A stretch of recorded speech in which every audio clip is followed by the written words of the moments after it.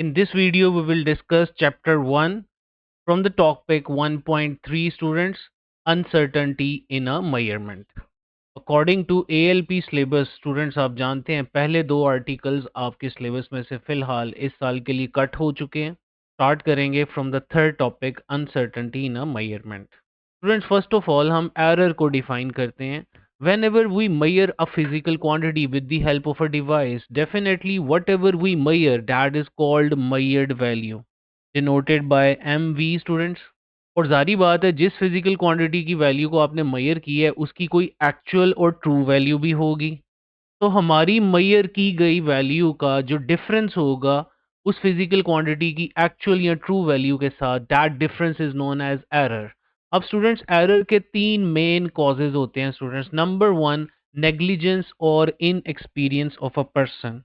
यानी स्टूडेंट्स अगर आप किसी ऐसे ऑब्जर्वर को सिलेक्ट कर लेते हो किसी फिजिकल क्वांटिटी को मेजर करने के लिए जिसने कभी वो डिवाइस या इंस्ट्रूमेंट यूज ही नहीं किया. जैसा कि सपोज करें मैं किसी बंदे को वर्नियर कैलिपर से लेंथ मेजर करने के लिए कहता हूँ और उसने ज़िंदगी में कभी वर्नियर कैलिपर देखा ही नहीं है, तो डेफिनेटली वो वर्नियर कैलिपर को यूज़ करते हुए इनएक्सपीरियंस्ड होगा या वो नेग्लिजेंस से काम लेगा. एज अ रिजल्ट एरर आएगा. यानी नंबर वन मसला क्या है? ऑब्जर्वर या बंदे का मसला. लेकिन अगर पर्सन जो है वो वेल एक्सपीरियंस्ड है और वो कोई नेग्लिजेंस भी नहीं कर रहा, फिर भी स्टूडेंट्स एक एरर आ सकता है ड्यू टू फॉल्टी अपरेटस. यानी अपरेटस में भी तो मसला हो सकता है. और नंबर थ्री स्टूडेंट्स, अगर पर्सन भी ठीक है अपरेटस भी ठीक है तो टेक्निक या मेथड में कोई फ़र्क हो सकता है due to inappropriate method और technique. So these are three main causes of error students. लेकिन स्टूडेंट्स अगर ये तीनों कॉजेस को ख़त्म भी कर दिया जाए फिर भी किसी भी इंस्ट्रूमेंट या डिवाइस से मेजर करने पर वो इंस्ट्रूमेंट कुछ न कुछ एरर लाजमी देगा बिकॉज ऑफ इट्स लिमिटेशन.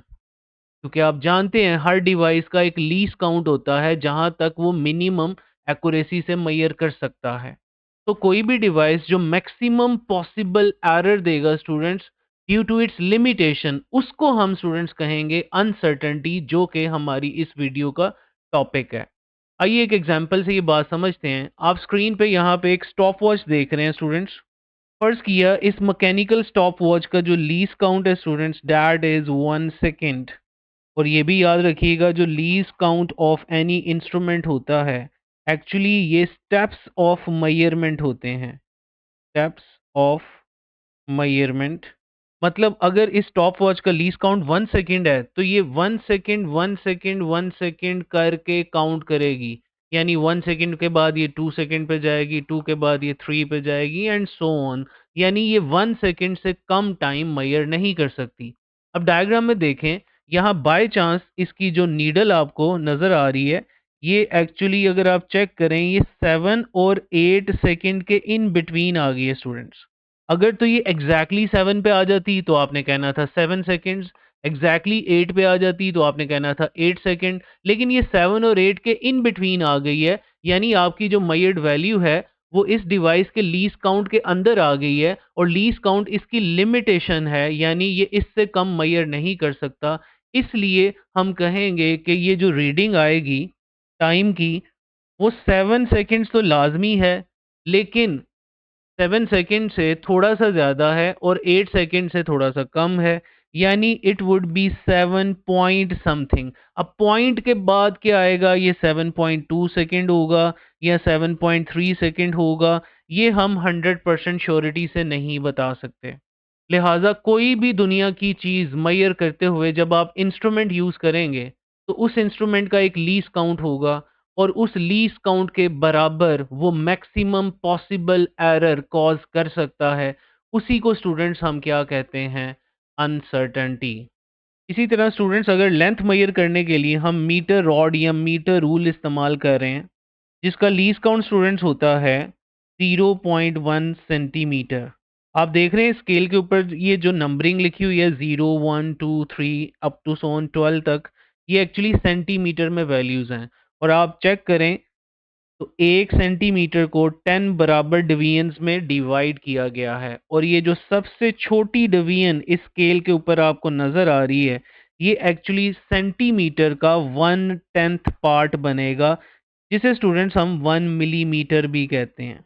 यानी 0.1 centimetre is also known as 1 millimetre. तो मीटर रूल से कोई भी लेंथ मेजर करते हुए जो ये मैक्सिमम पॉसिबल एरर देगा वो इसी का लीस्ट काउंट होगा, डैट इज 0.1 सेंटीमीटर, या जिसे 1 मिलीमीटर भी कहते हैं। So we can say that the maximum possible error caused by the instrument because of its limitation, students. And limitation mean least count. The minimum measurement which can be done with any instrument accurately is known as its least count. Or you can say that the smallest deviation on the scale of any device or instrument is called its least count. यही बात students मैंने इसके second point में लिखी है। You can estimate the maximum uncertainty as being one smallest division of the instrument. This is called absolute uncertainty students. यानी least count को हम एब्सोल्यूट अनसर्टेनिटी कहते हैं।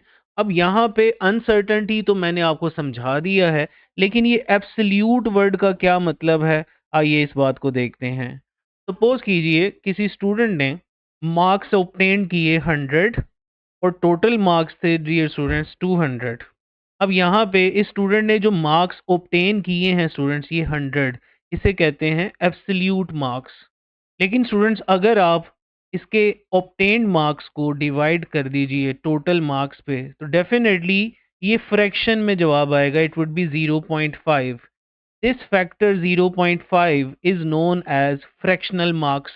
और आप अगर इसी फ्रैक्शन को स्टूडेंट्स 100 से मल्टीप्लाई भी कर दें तो आंसर आ जाएगा 50%।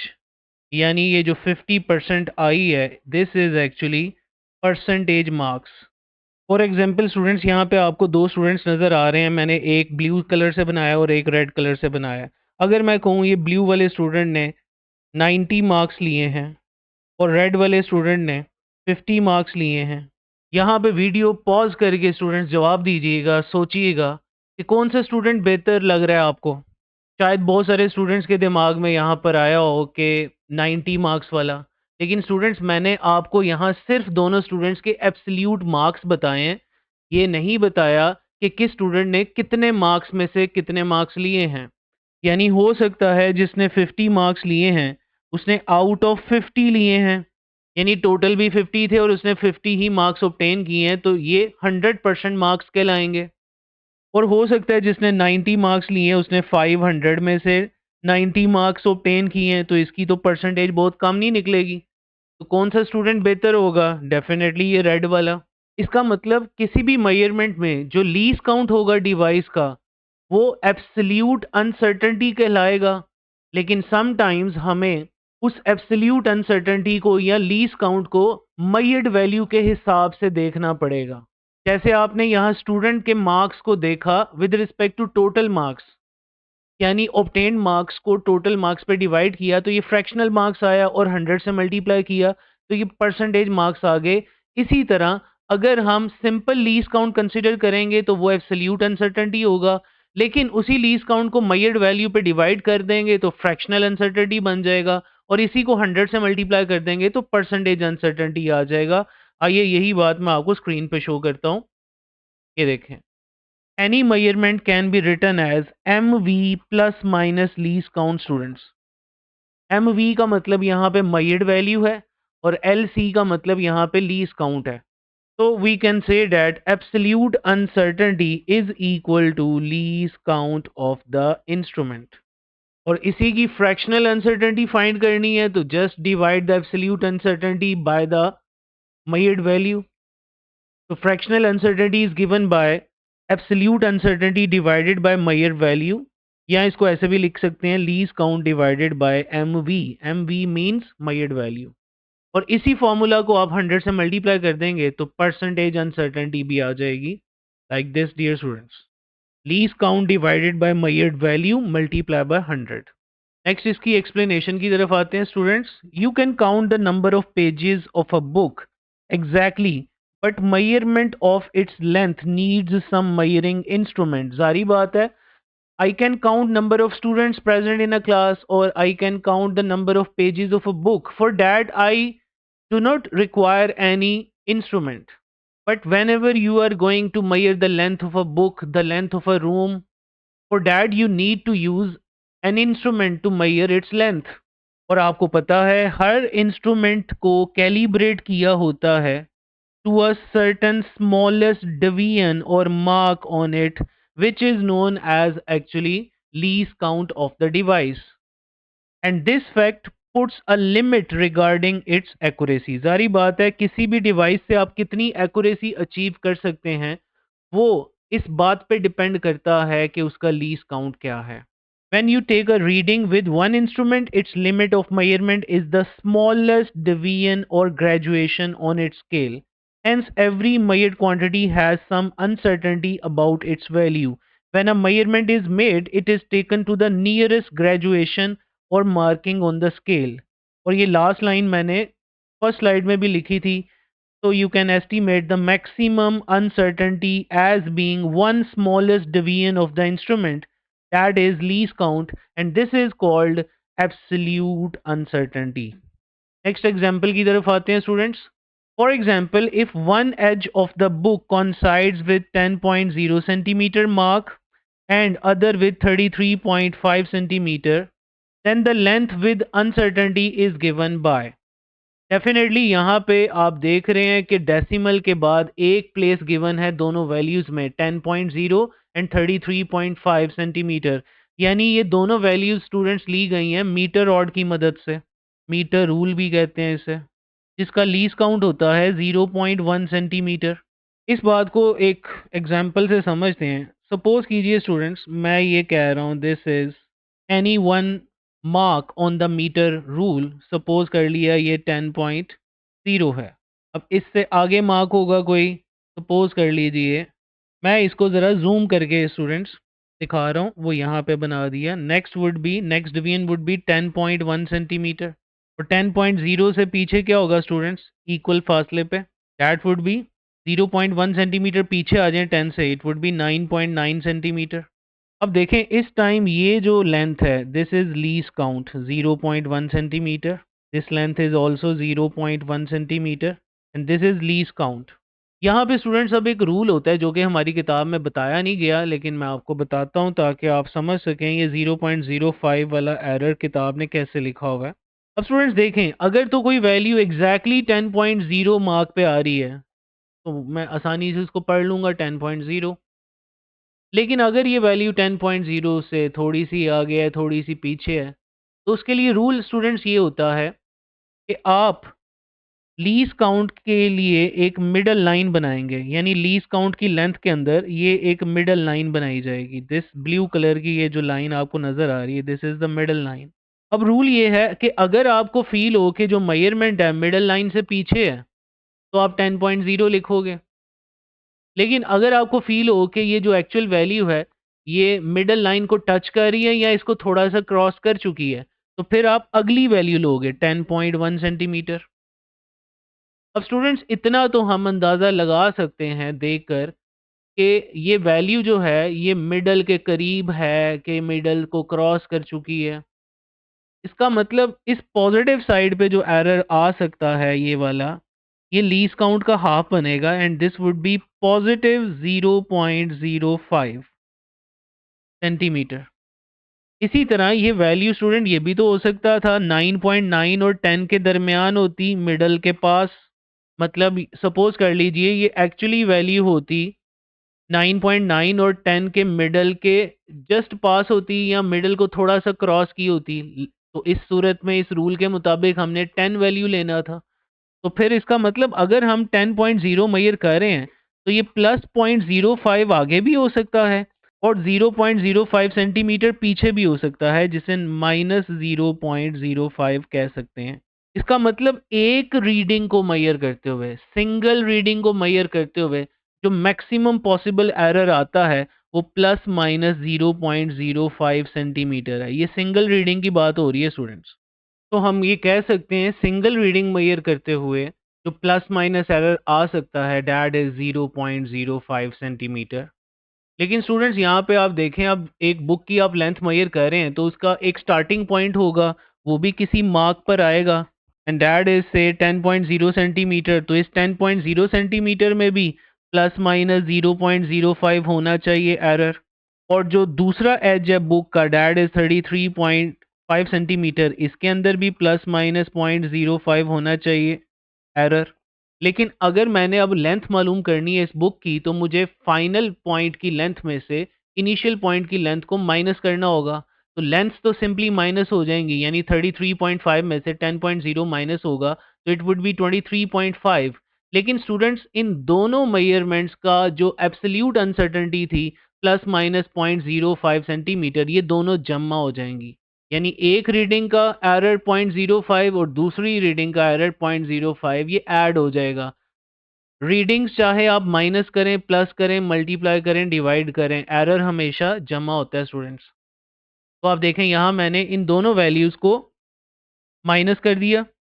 33.5 प्लस माइनस 0.05 सेंटीमीटर में से हमने माइनस किया 10.0 प्लस माइनस 0.05 सेंटीमीटर।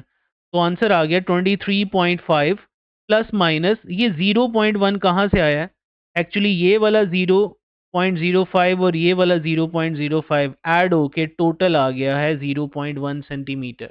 यानी इस बुक की लेंथ मालूम करने के लिए जो टोटल मैक्सिमम एरर आ रहा है, that is 0.1 centimetre, which is actually the least count of the device और metre rule.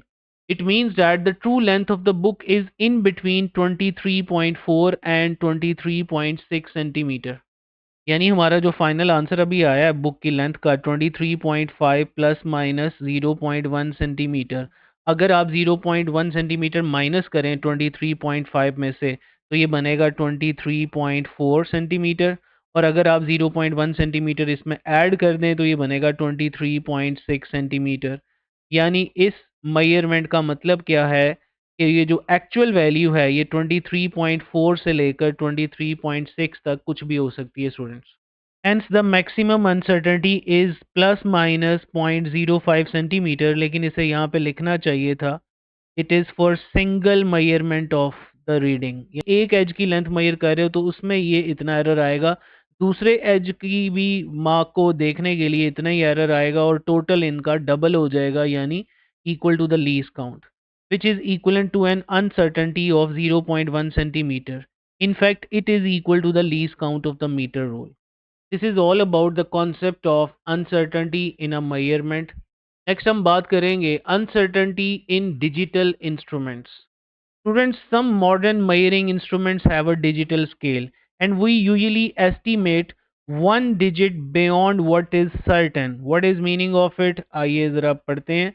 With a digital scale, this is reflected in some fluctuations of the last digit. आपने देखा होगा कि जब भी हम डिजिटल वेट बैलेंस से कोई चीज़ का वेट मालूम करते हैं, सपोज करें ग्राम के अंदर हम किचन में कोई वेट बैलेंस यूज़ कर रहे हैं ग्राम में मेजर करने के लिए, तो अक्सर वो जब कोई चीज़ हम उसके ऊपर रखते हैं तो उसका लास्ट डिजिट कुछ चेंज होता रहता है, फ्लक्चुएट करता रहता है। लाइक अगर वो वैल्यू आ रही है 25.23, वो चेंज होके कभी हो जाएगी 25.24, 25.26। अगर तो फ्लक्चुएशन जस्ट 1 या 2 आ रही है तो फिर कोई मसला नहीं है, just right it down the last digit. लेकिन अगर फ्लक्चुएशन 2 या 2 से ज़्यादा आ रही है, तो इसका मतलब ये होगा कि आपकी रीडिंग किसी एक्सटर्नल फैक्टर से इन्फ्लुएंस हो रही है। वो एयर करंट्स हो सकते हैं, प्रेशर का डिफरेंस हो सकता है, टेम्परेचर का डिफरेंस हो सकता है। So if the last digit fluctuates by 1 or 2, write down that last digit. If fluctuation is more than 2 or so in the last digit, it may mean that the reading is being influenced by some factors such as air currents. Regardless of the reason, a large fluctuation may mean that the displayed digit is not really significant. अगर तो last digit बहुत ज़्यादा fluctuate कर रहा होगा, तो हम उसको significant consider नहीं करेंगे। अब स्टूडेंट्स, हमारा नेक्स्ट टॉपिक भी सिग्निफिकेंट फिगर्स है। इस टॉपिक में हमने डिस्कस किया अनसर्टेनिटी और एक्यूरेसी को, लेकिन हमारे पास अनसर्टेनिटी और एक्यूरेसी ऑफ डिवाइस या इंस्ट्रूमेंट को शो करने के लिए एक बड़ा ज़बरदस्त मेथड होता है in terms of significant figures, जिसको इंशाल्लाह नेक्स्ट लेक्चर 2 में डिस्कस करेंगे। The indication of uncertainty in a recorded value has been simplified using significant figures. If a measurement is recorded using the knowledge of significant figures, then its last digit, which is an estimation, is an indication of the accuracy of the recorded value. इस चीज़ को ज़्यादा detail से इंशाल्लाह next lecture में समझेंगे। यहाँ तक अगर ये वीडियो पसंद आई है तो इसको लाइक करें, शेयर करें और मेरे चैनल पे न्यू है तो इसे सब्सक्राइब करें। थैंक यू, जज़ाकल्लाह, अल्लाह हाफ़िज़।